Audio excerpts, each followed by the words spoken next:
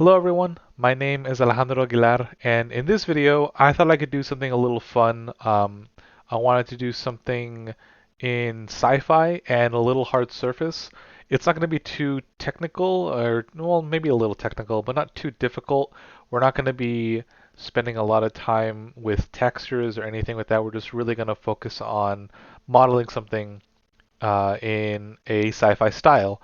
And we can keep it realistic, but really it's based off the concept. So let me just show you in Blender what I'm talking about, and just give me 1 second. Okay, and there we go. So we're here in Blender, and now what I realized in the first video that I should have done before was kind of set everything to factory settings. Um, if you kind of have things moving around, you kind of forget where things are, or you want to reset it to how Blender comes packaged. You come over to File, Defaults, Load Factory Setting, Load Factory Setting. There you go. So it takes everything exactly back to the point where Blender is when you download it. I think if I'm correct, it removes any add-ons that you have for it. But anyways, I just wanted to do this to make sure that when I'm doing videos for you guys, um, there's no, I guess, like setup I make for myself that you wouldn't have access to. So we'll just move on forward from here.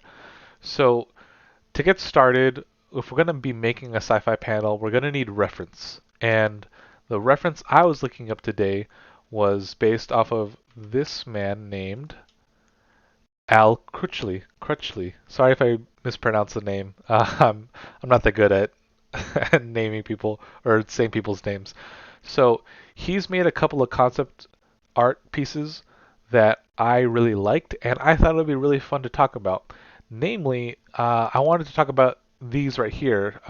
They're a retractable wall.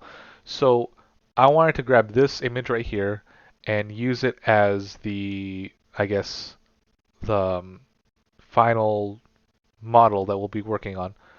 So let's just download this here. I already downloaded it, but if you need the link to him, I'll leave it in the description below and just follow him. He does great art. It's really cool. But let's get back to the modeling. So I'm gonna just go back into Blender, and what I'm gonna do is make a plane and make a material to put the picture in here. So I know in the last video I went over to File, Import, and then I think it was Save as Import Images Plane. That is a Blender add-on that we can do a separate video just to talk about how to install add-ons, but for the purpose of this video, I want to kind of do everything from scratch so that if you never knew how to do it, I can show you how. So with doing the factory reset settings, I essentially removed all the add-ons as well, if I'm correct. So I'm going to just start from making a plane, putting a texture on it. So to begin, let's just actually hide all of these. So I'm going to come over to the outliner here on the top right, and I'm just going to click on the eye icons, and they'll hide them. So let's go over to Mesh, Add Plane, and then from here what we can do is come over to the material properties in this area right here. We're going to be working a lot in this area. So let's come over here. Let's make a new material. We'll call this reference. That's good. Oh, that's good. And then we'll move over to the shading tab.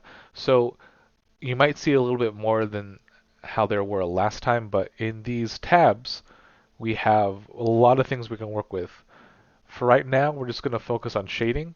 So I'm going to come over from layout, modeling, sculpting, editing, texture paint, shading. And so here we are. Now it's basically setting up everything for us to work in previewing a material for our objects. So we'll go up here to this little like backwards and then going up arrow. And we're going to keep going until we hit our user, and then I have my name on there, but whichever you use for File Explorer on your Windows. Go to Downloads, and then I'm going to come over here to the image, and I'm going to plug it in, and there we go. So I'm going to come in here and just adjust a little bit. So with this texture set to color, we're basically having the material show the color on our object. So there's a couple things we can change just to make it a little easier. The specular, we can change that all the way to 1 because what specular is doing is making it brighter when the light hits it, which we don't need for this. It's just a reference image. So I'm going to bring that down to 0 so it stays as close to the image as possible. And then we're going to change the roughness all the way to 1. So if you're wondering why we're doing the roughness to 1, basically roughness is saying if it's 0, it's shiny. If it's 1, it's rough, I guess. So if we leave it at 1, it's going to look like it's made of glass. Maybe this might not be the best angle to show it in, but let me just show you what I mean. Okay.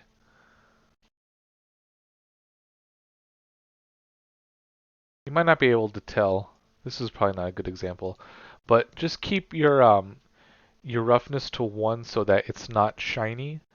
Because it's a reference image, it's better if we don't have any shininess getting in the way when we're looking at it at certain angles. And then for the sheen tint, you can just bring that to 0.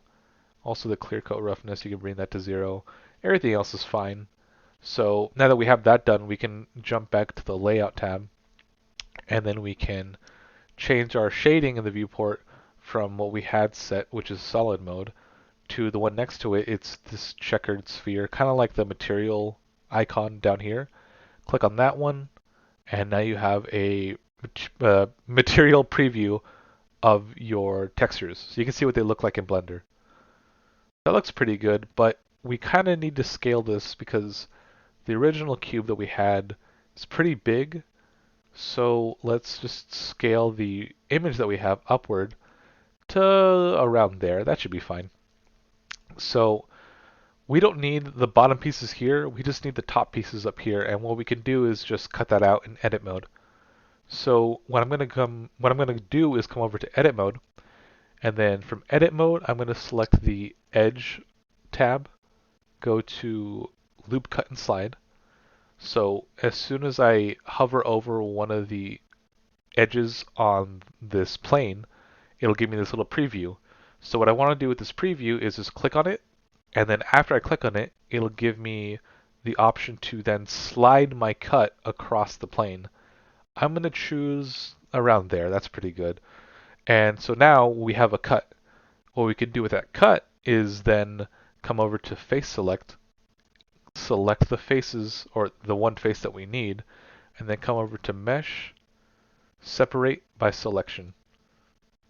So now we go to object mode. We can freely select between the two pieces, and we can technically just delete the bottom piece because we don't really need it. We're not going to use it for any reference modeling. So I'm going to come over to object, delete, and there we go. Done and done. So now what we want to do is we want to bring the origin of the object to the center of this plane. Because right now we have it still set to where it was when we created the original plane. So I'm going to come over to object, set origin, and then origin to geometry. So now it's in the middle of the geometry, which is what we wanted. Now I'm going to grab this, bring it down to like say around there, and then I'm going to push it back, and let's just leave it there for now. Alright, so one of the important things to think about when modeling something like this is figuring out which pieces to start with and how to block out your object. So what I see right now with this object, let me just take a closer look. We have 3 pieces. We have the one down here, which is the base. We have the second piece, which is the little panel or the wall that's below the top one, and then we have the top one. So we have 3 pieces, and it's easier to model like this so that you can kind of keep everything consistent. So let's just start with the bottom piece.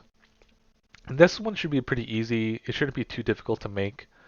We're gonna just squash this square down like so to about there is good. And then we're gonna go into edit mode and I'm gonna grab the edge select these two sides, and then we're going to squish them inwards, like so.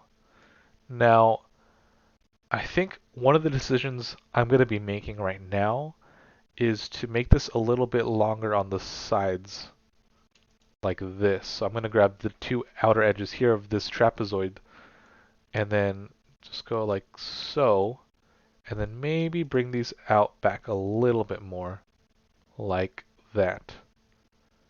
And I think with that, what we can do is just bring this down just a tiny bit more. And I think, yeah, I think we have our piece right here. Let me just double check. I just want to make sure that I have the correct shape. It looks like we have just a tiny little wedge that gives it that little elevation from the ground. So I'm going to just go into face mode, select the face down there, and extrude it to about there. So just a tiny bit, nothing too, I guess, big. So with that, what I'm going to do is I'm going to go to edit mode, go out of edit mode into object mode, and I'm going to grab the move tool, and I'm going to duplicate this object. So object, duplicate, and then right click to cancel the movement. And then with this, I'm going to squish it again inwards like this, so it's a more narrow piece. And I think that covers it for that part. So now that we have that done, we can grab this one, scale this one outward like so. That's about good. And there we go. So basically we finished our first piece. We can just copy and paste this one to the other side if we want to.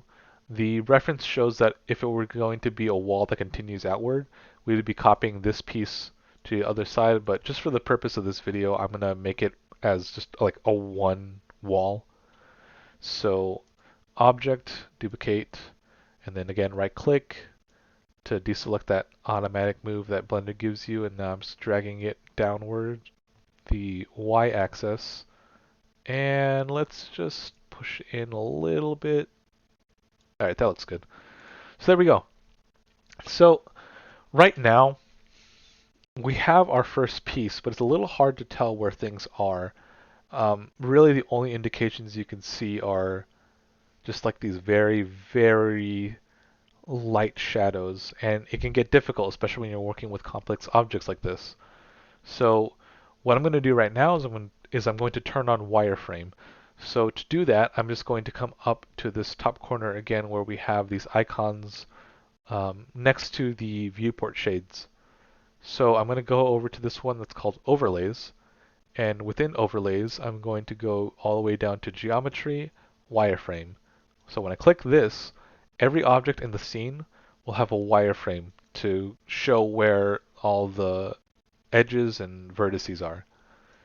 So now that we have that, we can get on to making the details right here, the middle piece. So if we're going to just take a quick little look at the concept, they don't really have, I don't want to say they don't have, there's not really a clear area that shows you where the walls go into. So with this, what we need to do is make a decision on whether or not we want to have an indentation. So here's what we're going to do. We're going to make a cut in the middle, bevel it, and then inset the faces to make it look like a wedge. So let's go into edit mode. And here in edit mode, we're going to go to edge, again, using loop cut and slide. And we're going to be using this quite a bit for the video. This loop cut and slide, confirm that we want it here, and then now that we want it here, we don't really want to have it move anywhere else. So what we can do is just right click and it will keep where we had our cut, but it'll cancel the moving option that we're in right now. So there we go. It just kind of leaves it there, and then we can just do what we want with it. What we want to do is we want to bevel it. So we're going to go to bevel edges. Once I select that, it gives me this little like beeline, or I guess ant line. And so now what I can do is if I start dragging away, I start making a bevel. So with this, we want it to be, let's say, around here. Uh, Around there is good. Yeah, that's fine. Now what we're going to do is we're going to inset the faces. So to do that, we're going to go to face and then inset face. And then holding control, I'm just going to drag inward. And then after that, I'm going to just push this down. And I want to get that nice angle right here. So I'm going to push it down probably just a little bit more. There we go. That looks pretty good. And then we need to fix these parts right here. So to do that, what we're going to do is we're going to deselect. Oh, no, that's not what we wanted.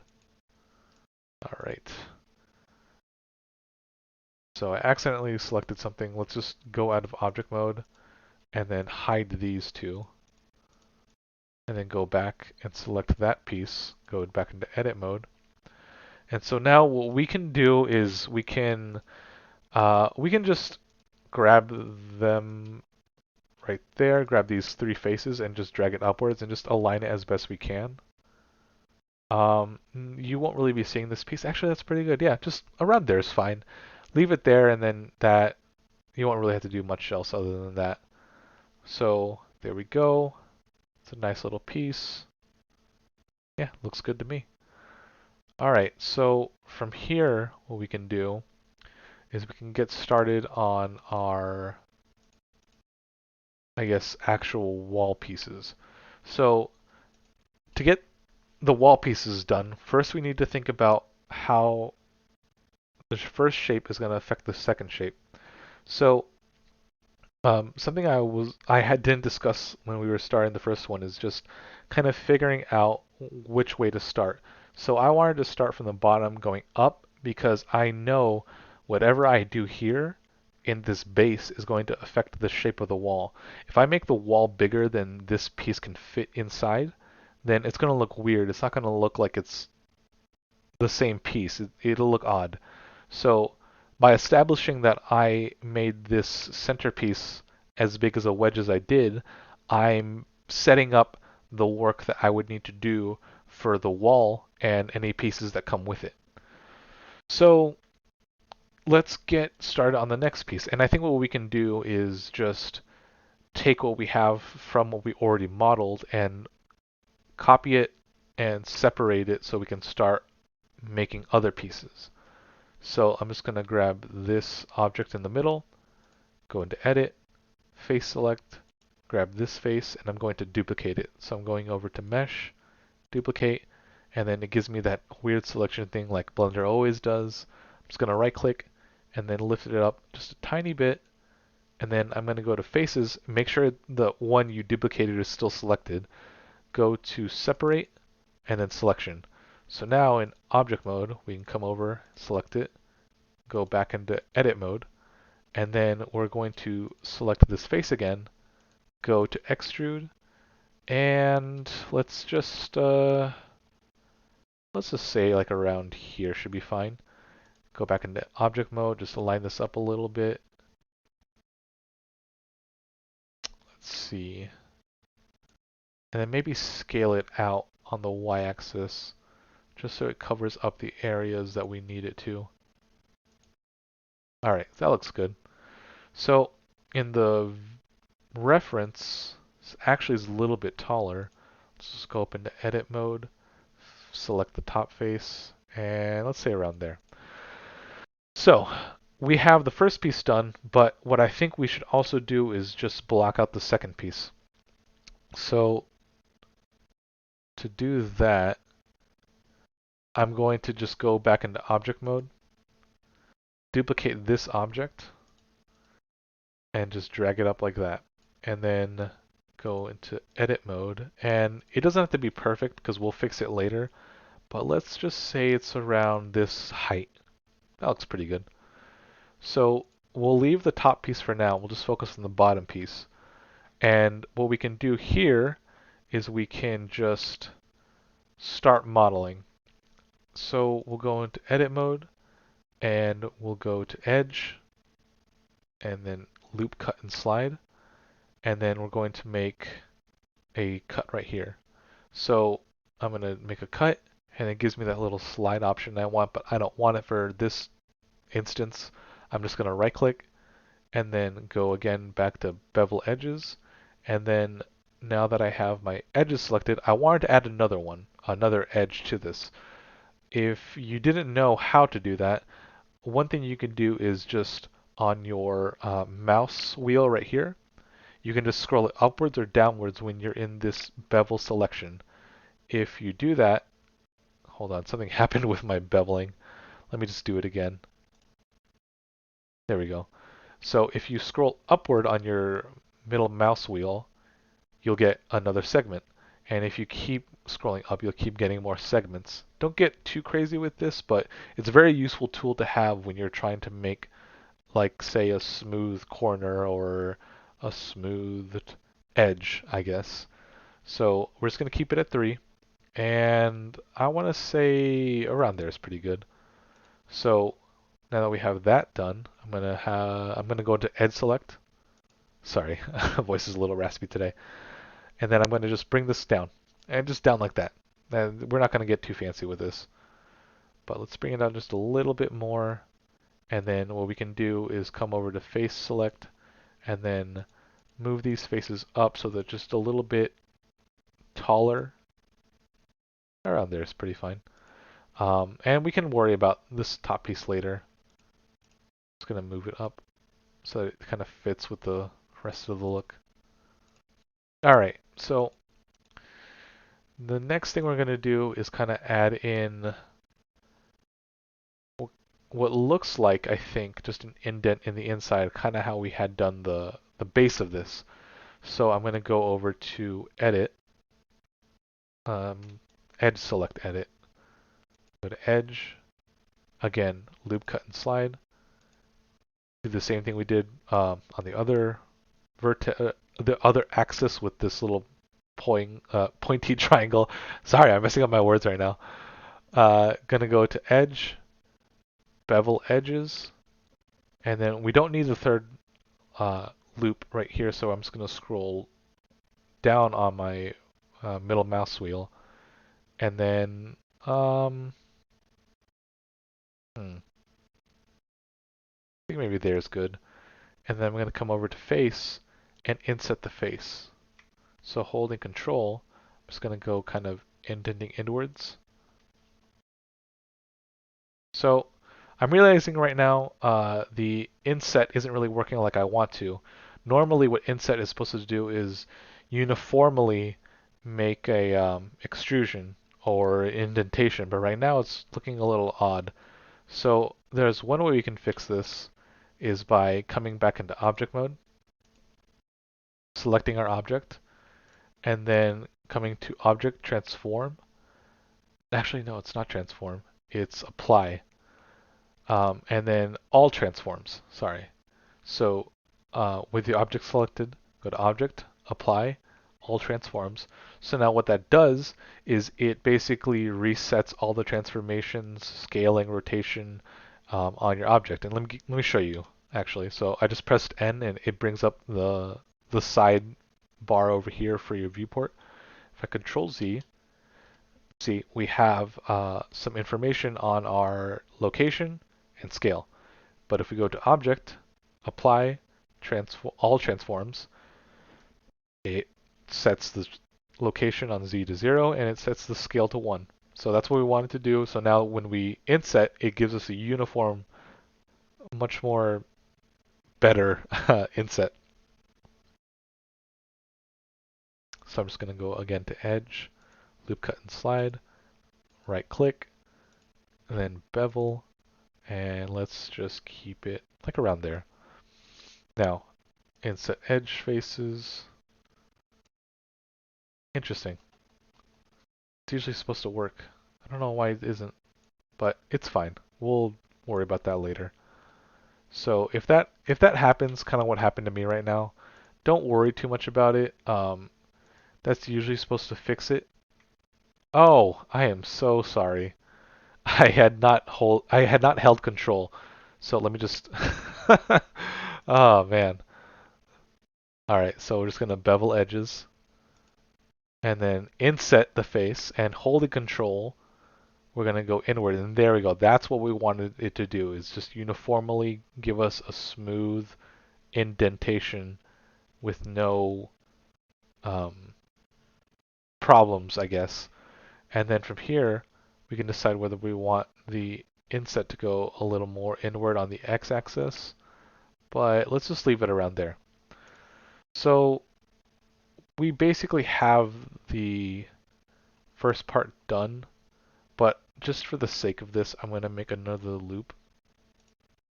And we're just going to cut right in the middle of this.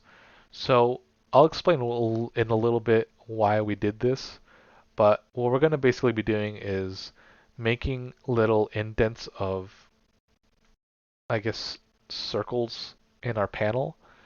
And we're going to use some modifiers to basically kind of cut our work in half. So let's just get started with some Booleans, actually. So the first modifier I'm going to show you guys today is the Boolean modifier. And to get started with that, we're going to go into object mode. And now that we have this object selected, we're going to come over to this, I want to say window, but this area over here with all these icons under the outliner. And we're going to find the one that looks like a wrench. And this one is the modifier properties. So when we open it or when we click on it, it doesn't really show us anything, but it's only because for the object that we have selected, notice how the number changes. It's just whatever object you select. It doesn't show anything because there is no modifier that we've applied or added to it. So just come over to add modifier and we want to stick with generate. We have 4 different ones, but for the purpose of this video, we're going to stick with the generate column. I'm going to come over to Boolean, and now we have a Boolean modifier applied to our object. Now the next thing we need to do is actually Boolean on object to our modified object. So I'm going to come over to add, and we're going to go to mesh, and then cylinder. So with this cylinder selected, I'm just going to snap my view to the y-axis by clicking on this negative y little sphere right here, like so. And then I'm going to rotate the cylinder so that it's a nice 90-degree angle. And then I'm going to just rotate over here and then scale this down. Actually, let me Control Z. Let me just make it all uniformly scale down to about there. That's pretty good. And then I'm just going to move it forward. Let's see. In the image, it looks pretty close to the point, but the circle doesn't pass the point of the circle, or of the triangle. So let's just bring it up here, just say around there, and then I'll scale it in again. That looks pretty good. So now that we have our first object right here, what we can do is just adjust it and then set it up for the Boolean. So now that I have the object selected with our modifier, I'm going to just look in here in object mode, and I'm going to find the cylinder that we used. And we've only used one so far, so cylinder would be the one that we have selected. So nothing really happened, and it's only because the modifier itself is doing what we said it to do, but the cylinder that we made is still visible.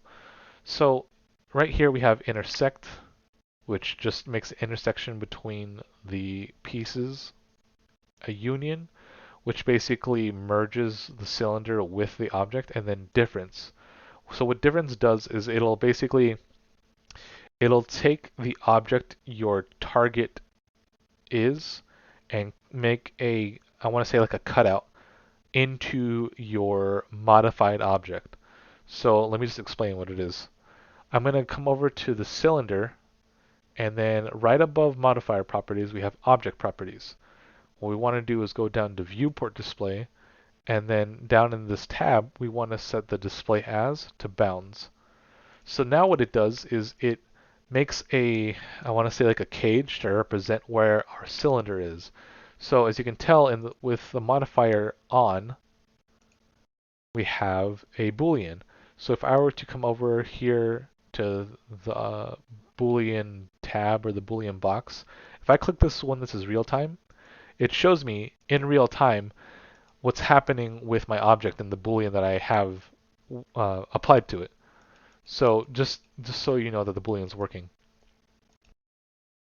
So now that we have that, what I'm going to do is I'm going to duplicate this and then make another Boolean. So I'm going to duplicate here, and all I'm doing is duplicating the cylinder. I'm not duplicating a Boolean because we need to set the Boolean to do that. And, oh sorry, kind of made a little jitter action there. Let's just put this here, and then I'm going to add another Boolean. Come over to cylinder. Cylinder 001 is that one right there. And there we go. So we made another Boolean. I'm going to make 3 more because if I remember right, yeah, there's like 3 tiny little dots right there. And then going to duplicate and put it there. Let's see.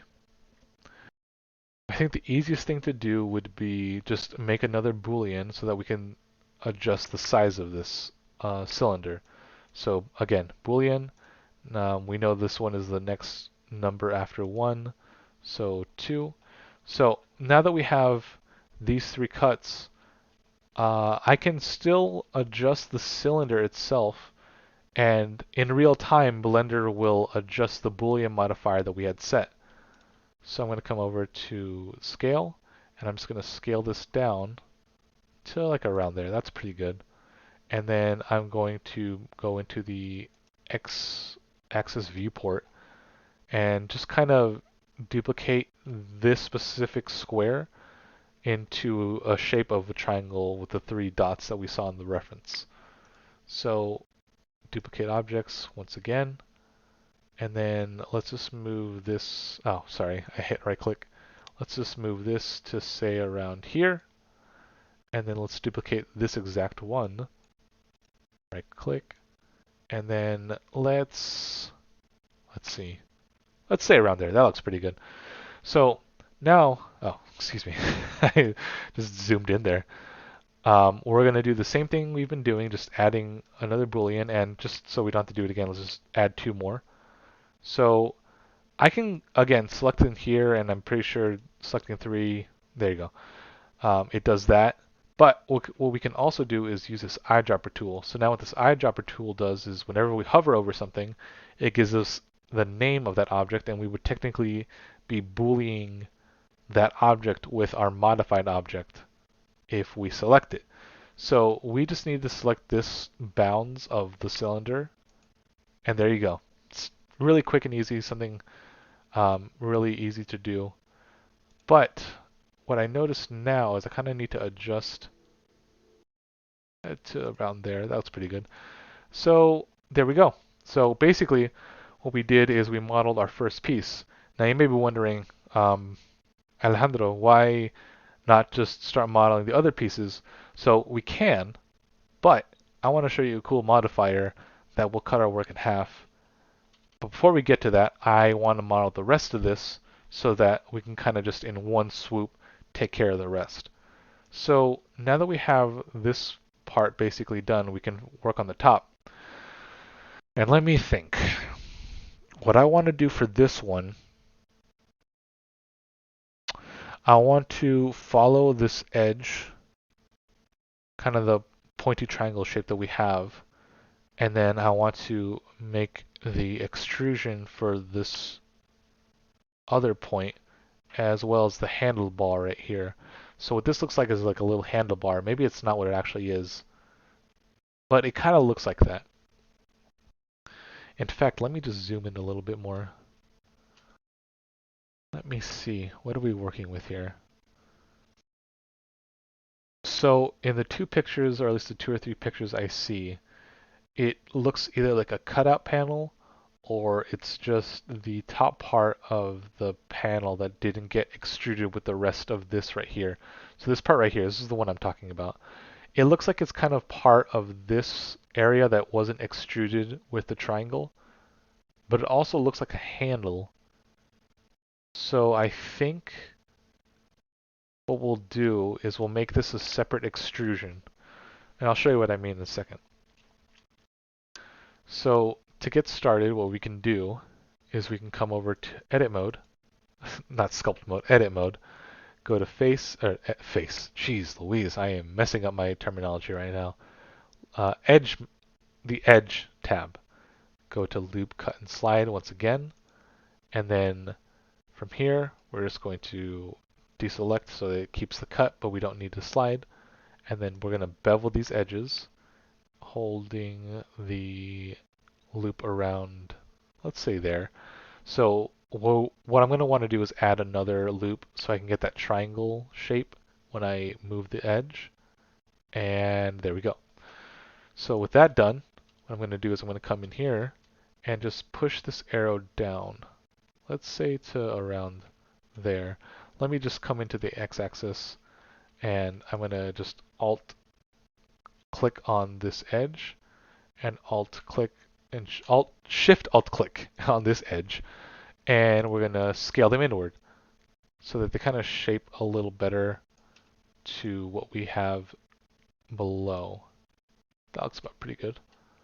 And then I'm going to just again grab this edge right here, move it upward just a tiny amount, just so it looks pretty close to what we had before. That looks pretty good. All right, so with this selected, let's see. We need to figure out how to make this extrusion. So what I'm going to do, I'm going to make two more edge cuts, or edge loops. So I'm going to loop cut right here, right click, and then loop cut again on the other side. Then right click again. And then with shift alt click on the other side, I'm going to extrude these outward like that. Now, what I need to figure out is what I'm going to do here. So, all right, I know what to do. So I'm just going to come over to edge, loop cuts and slide, make this one again, kind of like how we did with the outside areas. And then edge, loop cut and slide. Cool. So with that done, I'm going to make another edge loop up here on the top of the wall, like this. What happened? I don't know. That's really weird. I'm going to just drag this upward. And what I noticed right now is I kind of have some of the vertices going down to kind of retain the shape that we had down here. One way we can fix this really easily is going into edge selection or vertex selection and grabbing these first two and snapping them to the vertexes here. So one way we can snap is by coming up to these couple icons right here. These will kind of let us, I want to say, help manipulate things in Blender. And one of the things we can do is snap. So I'm going to come over here to the snapping right here. And then with our snap to selections, we can choose volume, face, edge, vertex. I'm going to choose vertex. And we could ignore everything down here. This is more specific information some advanced stuff. But for right now, we'll just snap the vertexes. So to start with the snapping, you just need to click on this blue or on this little magnet icon. When you turn it on, it'll be blue and it'll have a little electricity symbol if you can't see it, but it's there. So just turn that on. And then from here, what we want to do is not align it as closely as we can to the vertexes. What we should do is just grab the selection and then select the vertex we want it to snap to. So like so. And then with this piece right here, just select by going to the closest, and there you go. And we're going to do the same over here, just snapping them, and there we go. So now that we have that done, what we can do is just grab these edges, these vertexes, and just drag them down. Like, yeah, about there is pretty good. Now that we have this selected, I'm going to just come over here to edge offset, loop cut, and slide. And again, we're going to do the same thing. We're just going to make a line right here that we can adjust to straighten out. There we go. And then I'm going to go to edge select with holding Alt and clicking. I'm going to grab this whole loop and I'm going to bevel the edges. And we'll bevel them to say here. That's pretty good. And then with the vertexes, I'm going to just select this one here, this one there, and I'm just selecting kind of like in the middle of these three, the edges that kind of are close to the outside of the area, if that makes sense. I'm just holding Shift Select. There we go. Okay, we have them all selected, and we're just going to scale them inward on the y-axis. Let's say to there. Yeah, there's good. All right, so now that we have all that done, what we can do is make an indent. So, you know what? Let me just test something out right now. This wasn't going to be part of the tutorial, but I'm a little curious, and well, I just want to see if it works or not. So basically what I'm going to try to do is make an indent instead of an extrusion. So I'm going to go to face, inset, and let's see, did it work? Okay. Nope, it didn't work. So never mind. But now that we have now that we have the opposite of what we wanted selected, what we can do is come over here to mesh, and if I believe right, we can invert the selection. Oh, sorry, no, not mesh, selection. Go to selection, invert. So there we go. Now we have the selections we wanted inverted. Now we're just going to go to face, inset, and then we're just going to push them outward. So that looks pretty good. Although, let me double check something really quick. Yep, the scale's off again. That's why this inset, again, wasn't working the way we wanted it to. So I'm just going to Control Z, Control Shift Z. That'll redo your selection. Come into object mode, then go to Object, Apply All Transforms. There we go. Hopefully it'll work this time. Then go back to Edit mode. And if you leave a selection in Edit mode, Blender should save it whenever you switch back from object mode. So we're just kind of saving time. If you didn't have that, just make sure to select these objects right here, or these faces right here, kind of how I have them selected. So face, inset, around there is pretty good. Yeah, let's put it around there. So now we have a nice thick piece. So with this, let's see.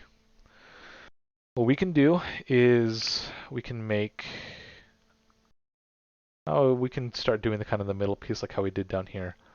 So I'm just going to grab edge. Excuse me.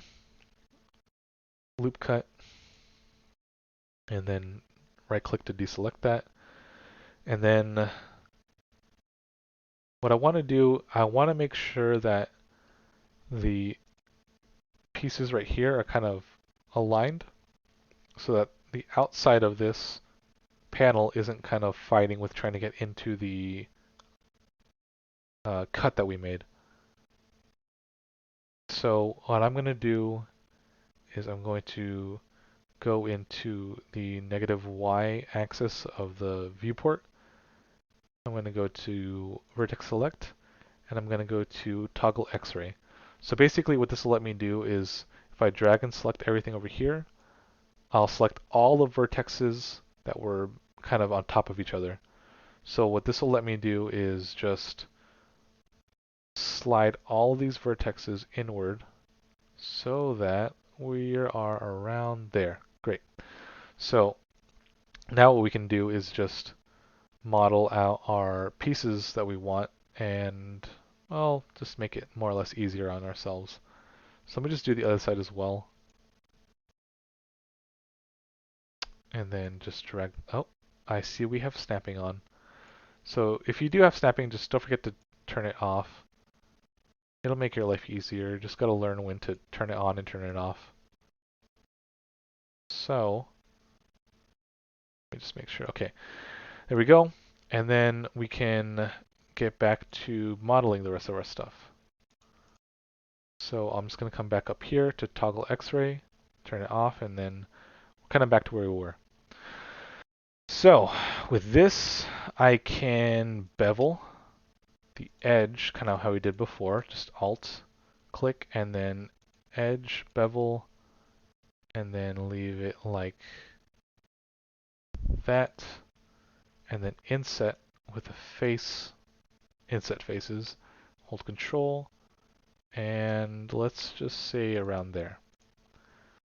So now what we need to do is make a decision on what we want the edges to have. So what we have here,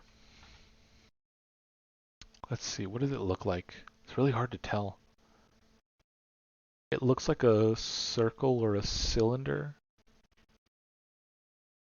Yeah, it looks like a circle or a cylinder. I can't really tell too well. But then on the other side, we have these, what looks like cylinders propping out or in from the object. Let me think, what would work best?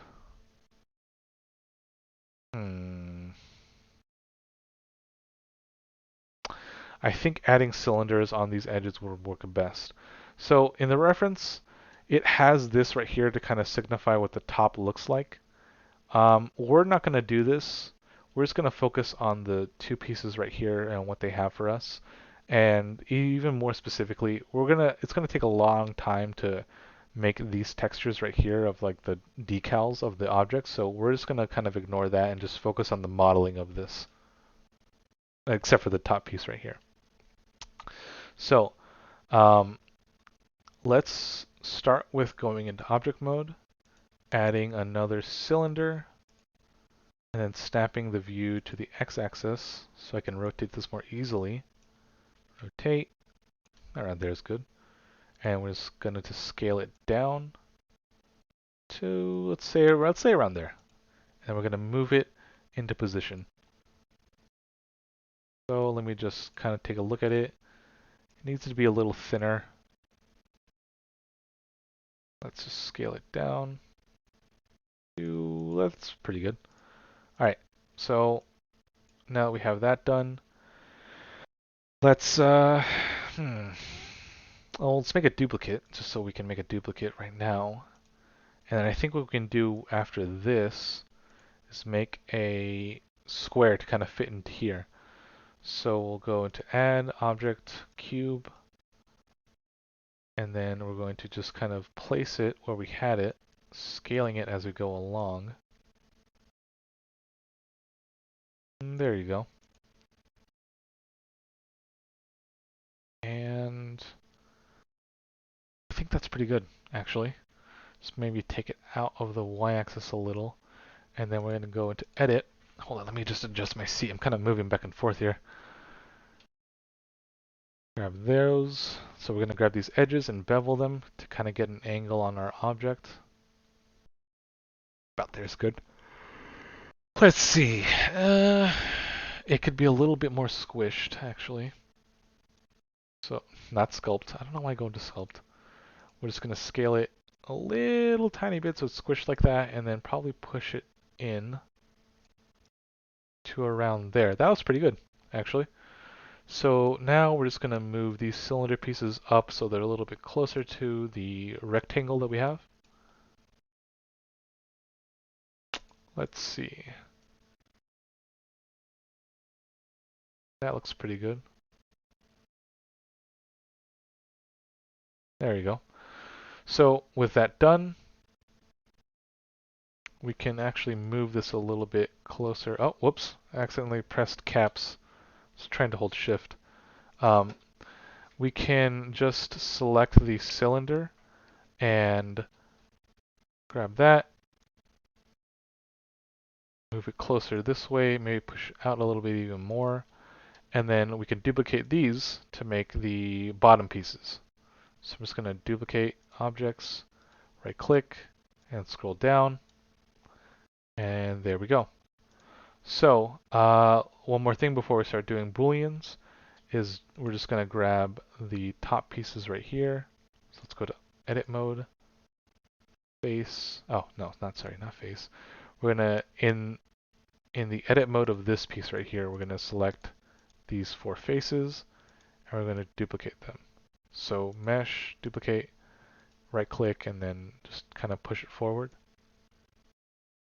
And then from here, we're going to extrude the faces and then select these again and shrink them. And then we're going to select, well, actually, yeah, let's just hold Shift and Alt. There we go. And we'll go to separate. So now it's its own separate object. If it wants to. Okay, there we go. And then we're going to set the origin to the object. So object set origin, origin to geometry. And then we're just going to move it in so that it sits about more or less where we want it to be. Maybe push it down a little bit, and that should be fine. All right, so now we can get to the booleans that we need for these pieces right here. So obviously, it has identical booleans on the other side, and we've kind of been working either on one side or on the entire piece itself. What we're going to do here, we're going to make, let's see, one right up here, two right down here, and then three in the middle. But then I think we'll do a fourth smaller boolean right there. And what we should do, you know what? Let's just make that boolean on the other side as well. So let's just get started with making four boolean modifiers. Oh, great. So we're already in the modifier properties. I'm just going to come over to add modifier and then boolean, then do another, a third one, and then finally one more. So let's get started with making the little rectangular cuts. So I'm going to go over to mesh, add, cube, and then with this selected, I'm just going to squish it till it's the shape I want. Obviously I need to push it out or move it out so I can see what I'm working with. But let's see. A little tall. And then we're just squishing it on the y-axis. Actually, that's pretty good. And then I'm just going to come over to the snapping of the view on x-axis. Stay there. That looks pretty good. Object, duplicate objects, and then bring this down. I'm not really worried about where it is on the object right now because we can adjust it. But I'm just going to, with that selected, object, duplicate, and then bring it over here. Let's just say like around there. And then again, just going to duplicate that same one and then bring it, I'll just right click and move it along the axis. There's about pretty good actually. All right, so obviously we had these floating. They're not actually in the object that we're going to boolean, but there we go. So now that, let's just start adding these. So eyedropper tool, just gonna go to this cube. Oh, careful with that. Grab that cube, and then grab the second to last cube, and then grab the last one. So there we go. We have everything selected. Now all I need to do is just make this a little smaller, and then we can remove these booleans and then have the, or apply them and then just remove the squares. So I'm just going to come over to apply, apply, again apply, just apply them. And then we can select these and then just delete them. Object, delete, and there we go. So now we have those cuts that we needed inside, and we're basically, I want to say halfway done. So, well, not even halfway done, we're almost done. So what we're going to do next is we're going to make some mirror modifiers. That's what they're called. So what we're going to start with doing is we need to make another loop cut on this object. So we're just going to go to Edit, Edge, Loop Cut and Slide. There we go. Right click it to deselect it. And then what we're going to do, let's see, what would be the easiest way to do this? You know what, let me just hide, hold on. Let me go add a object mode, into object mode. Let's go to, let me see. Where is it? Oh, I see. Sorry. I was kind of losing track of where I was. Cube 3. And then we can make sure, let's just hide this one as well. Cube 1 and 2. Alright, so everything looks aligned well. There we go. And that looks pretty good. Alright, so let's just go into this object, go to Edit, and then let's just select the faces here, and then we can delete them. Mesh, delete faces, and there you go. So now I could spend more time just trying to select this, or I can press the L key.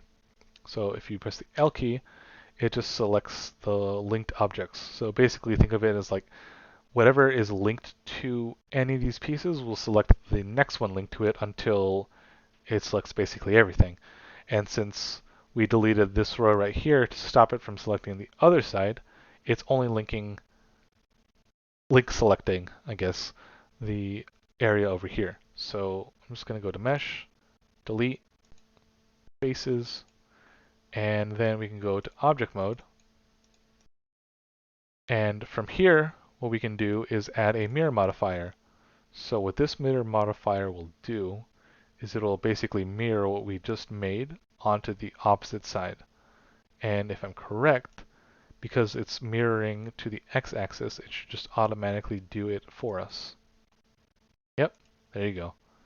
So basically, if I just come over here to the options for the modifier, if I turn the little icon for previewing, it shows us that it's just modifying everything here and flipping it like a mirror to the other side behind it. So if we wanted to, we could also flip it on the x-axis, but we don't need to. It's just a way to kind of show you how it works, I guess. So let's see. We can leave this right here as empty because it's just saying what kind of object you want it to mirror to, but we want it to mirror on itself, so we just leave that empty. Clipping we can leave off.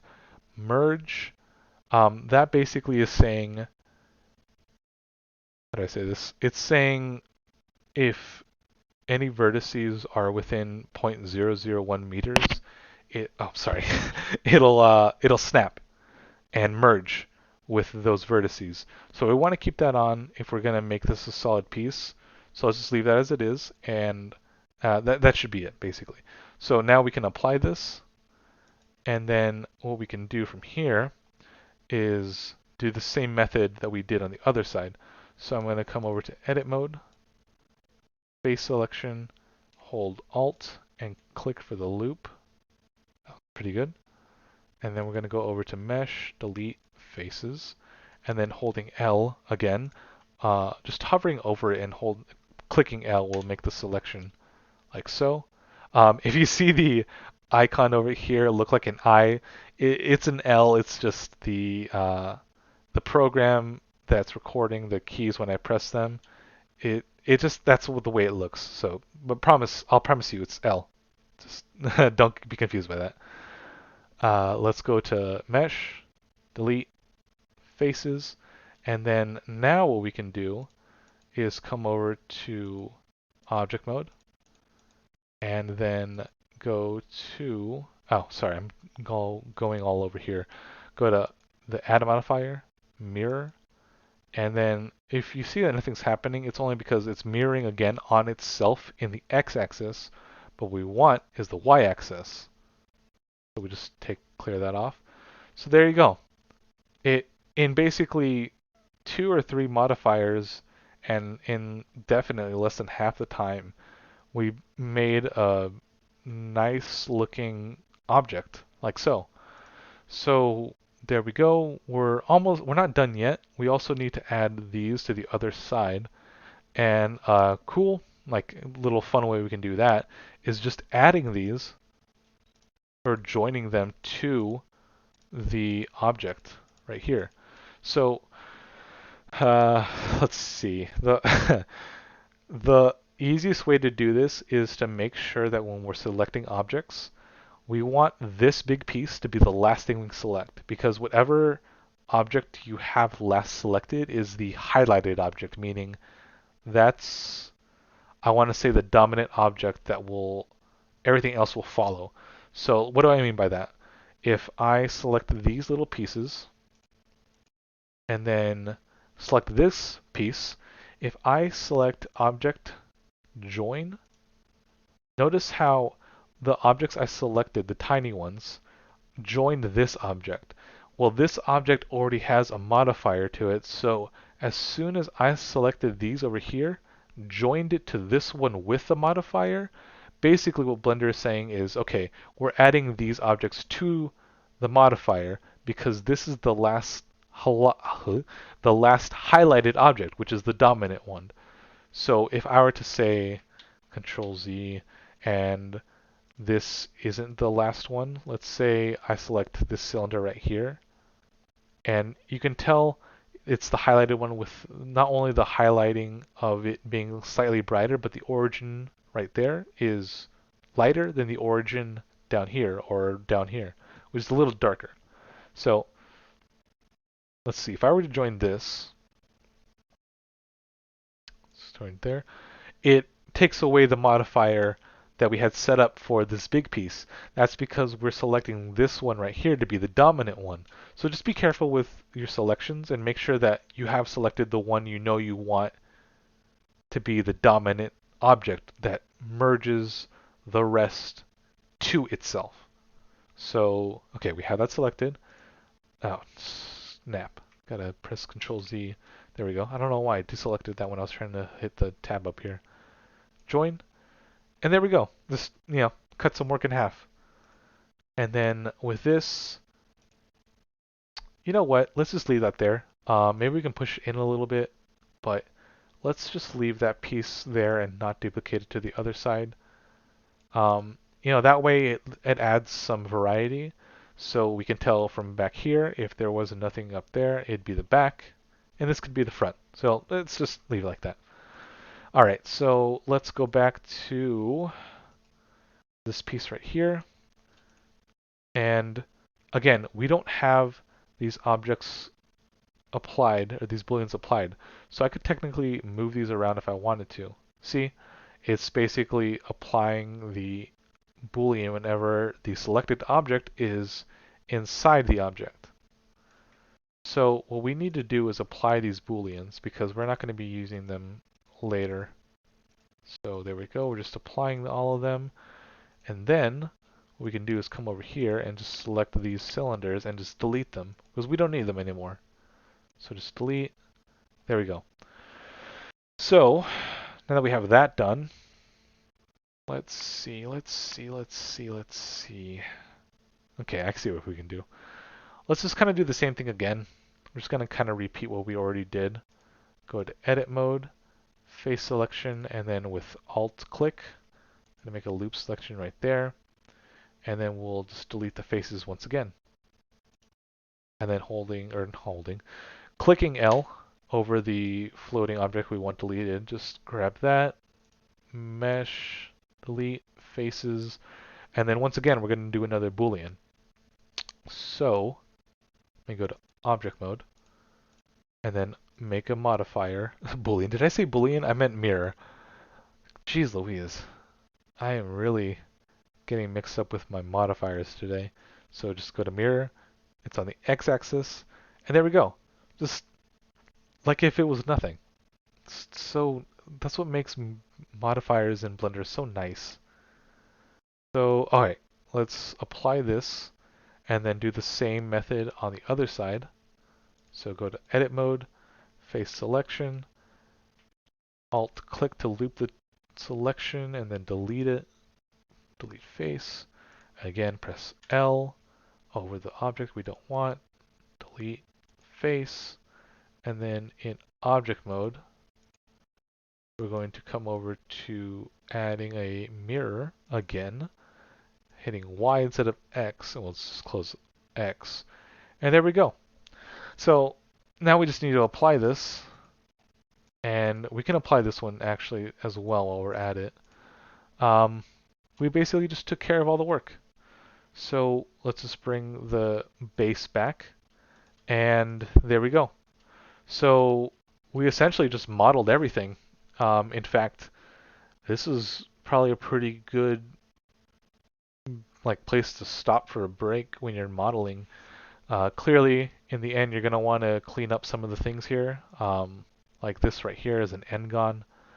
If you really want a quick way to clean it up, just select the face, come over to faces, and then triangulate. And then this way, any of my Maya or Max users, you know that n-gons are usually a bad thing. What basically it means is that anything with more than 4 sides to a face will have trouble rendering or even being shown in a 3D program like Unreal Engine or Unity. So it's always a good idea to keep these n-gons triangulated or in quads. So I'm just going to come over here, triangulate again, and if you want to make it easier on yourself, just select the multiple parts to triangulate. So face, triangulate, there you go. And then you can just come over here to the other side too. And then this way you make sure you have all your bases covered.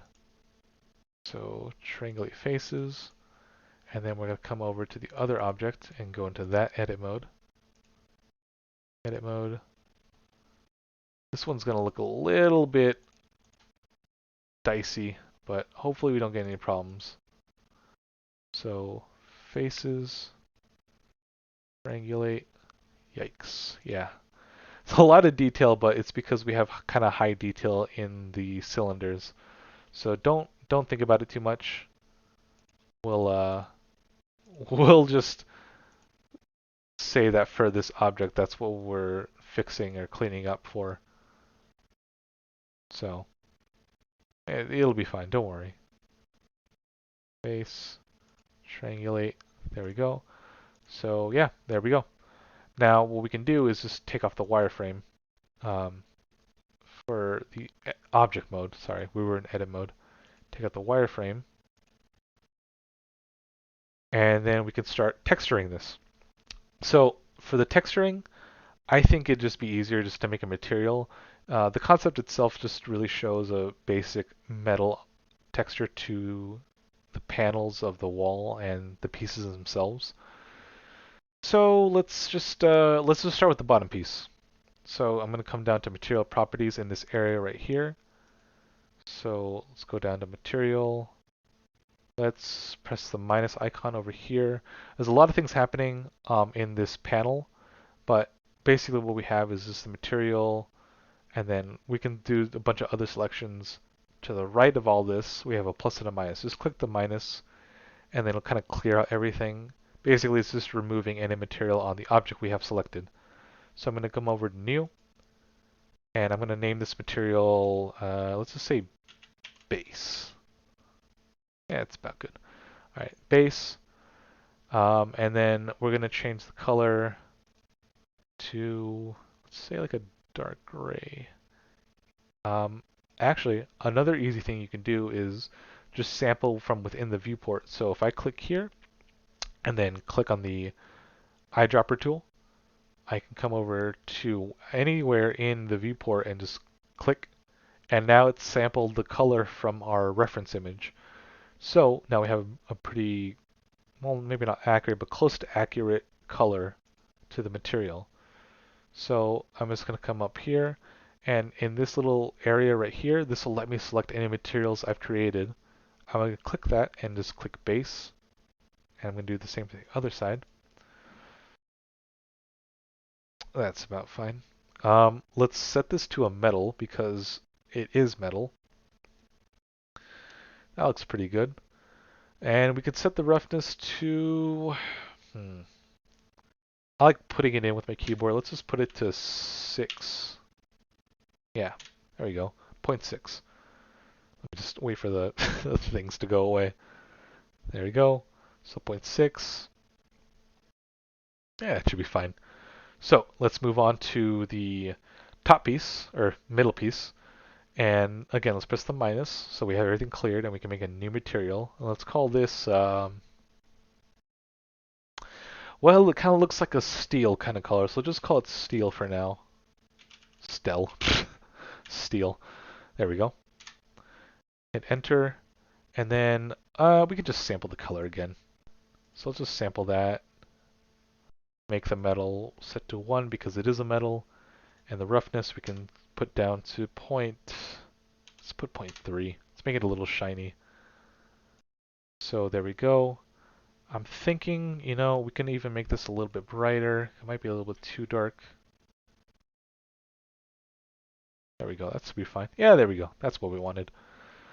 So, as you can see, you can start getting a look at the little indents we made and how they're popping out just because we are adding a texture. So let's just go with the last one. Let's see. Again, minus over here. Make a new material. I'm thinking. So this is kind of dark. Let's call this a gunmetal. See there. We can sample it once again. I think we can go a little darker. That's about fine.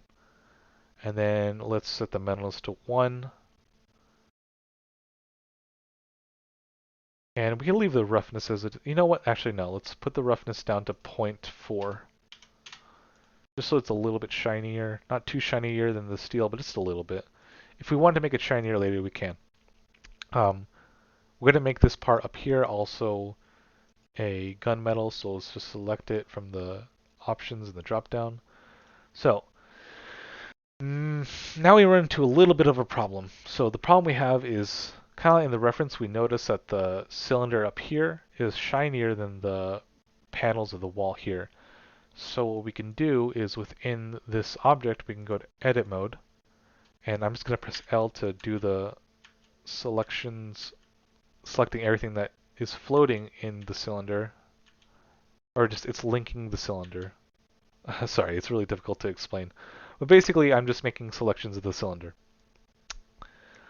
What we can do is, within this edit mode, we can add a material to this object. And we can just add a second one and assign that second one the steel texture. So this all is staying within our main object. We're just letting it have 2 assigned textures. So with the cylinder selected and the steel highlighted, I'm going to click on assign, and once you tell, it has the steel texture assigned to that face, or the group of faces, which is the cylinder. So there we go. It's basically done. So let's see. what we can do next is we can move over to rendering it. So when we render it, let me just show you where we are. We're going to go to render properties within this box right here. And Blender kind of just starts out in Eevee. If we wanted to, we could add more render passes or samples in the viewport. I usually like to let it stay at 64. That way it samples as much as an actual render does. And then the render, when we start rendering, we can have it set to something higher, like 256. That might be too much for some people, but I set it to 256. So far it looks kind of the same. It doesn't look anything different. But we can add ambient occlusion and bloom to this if we wanted to. And it just gives us a little preview of what it looks like, so it doesn't look too bad, right? But the thing I'm noticing is that we can make a little bit of an adjustment to some pieces. And what we're missing here is some lights as well. So let me hide this right now, the plane. I'm going to hide it within the viewport, and for our renders, I'm just going to turn it off right now. I'm going to turn back on the light and the camera.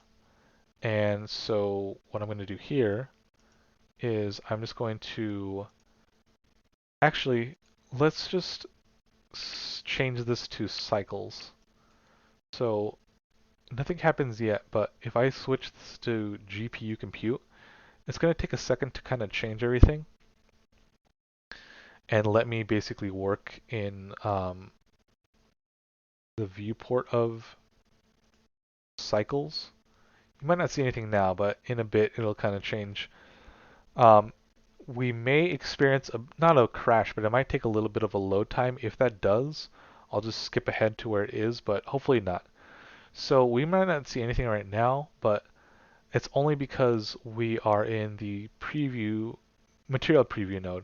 What we wanted to do is move over to display render preview. So if I click this, it does that, and there we go. That's what we wanted. So it's taking samplings, as you can tell. Whenever I move, it's doing new samples. So if you look up here, it's constantly making samples anytime I move. There we go. Now, what I want to do is I want to have this camera cover this object. And what I can do right now is just come over to the animation tab up here, and it gives me some options for animation. We're not going to focus on the animation, but we're going to use the second 3D viewport to visualize where we have the camera. So I'm just going to come here to the camera, and I'm going to move it. So I'm just going to grab, let's just grab the circle right here. And let's just move it outward until this covers the whole thing. There we go. So it's around there, but I think we can zoom it in a little bit more, save some space. Let's see. That's about good. So, what we can see here is we have the render ready, but we have some work we need to do with the lights. So to get started with this, I'm just going to move these lights a little bit, or lights. I say lights, but we only have one. I'm going to duplicate this one and move it behind the wall we have.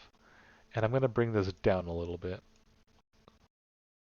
So that way you can kind of see some of the, you can get like a nice little highlight on the wall basically. So with that done, let's just duplicate another one so we have just a bit more working here. That looks pretty good. Yeah, that looks pretty good. All right, so let's just move this out. Actually move it back in a little bit. Okay. So I think we're ready to render this. So to get started with our render, what we're just going to do is we're going to come over to, actually, no, before we render, let's go back to render properties. So we have this set to path tracing, adaptive sampling, denoising, advanced. Let's just come down here to the advanced and switch the minimal light bounces to 2. Sorry, I pressed 3 to 2, and then set that to 2 as well. So we really don't need anything else. If you want to just, I guess, fiddle with some of these, you can, but we don't really need to. So we have everything ready to render an image, and we have a nice looking render with the materials that we've made and lights that we duplicated and adjusted from what Blender gave us in the beginning. We can come over to render up here and then click render image. So what it's doing right now is it's just rendering in like blocks, and it's just slowly rendering out everything that's in the view of the camera. Obviously right now we don't really need all this outside stuff, but because we're choosing to render everything within the camera, uh, it's going to render all that out. It shouldn't take long, but it's just something else that is going to render. So let's just see. It's almost done. Cool, we're done. So there we go. We made a full panel wall with some nice textures to it, and we lit it and rendered it with all within Blender. So let's just save this really quick. Let's go to image, save as, and I will just come over here. I made a quick little render, I think within Photoshop earlier, just to kind of get an idea of what I wanted. So let's just save image as, and there you go. So uh, basically, this is kind of the end of the tutorial. Hope you like what I showed you guys today. Let me just go back to Eevee. Man, it takes a lot of work to work in cycles, but the results are really nice. Um, so there you go. I just wanted to do this video just as a nice thing to show off some sci-fi work and some modeling because I love this stuff in Blender.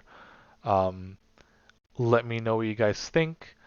Check out the links below if you want to see some more stuff from Nexttuts and from our website. And I'll put some links down too from previous videos. And yeah, please like and subscribe. Let me know what you guys think. Leave a comment down below if you liked it, if you were confused by some things, or if you just, didn't like it, or if you wanted me to do something else. Let me know because trust me, like I want to make sure I can teach you guys stuff in Blender, especially if it's stuff you guys want to learn. It helps me teach, and I love talking to you guys about stuff. So just leave a comment, let me know what you guys think, and yeah. So hope you guys had fun. Uh, I will see you guys in the next one. So bye, guys.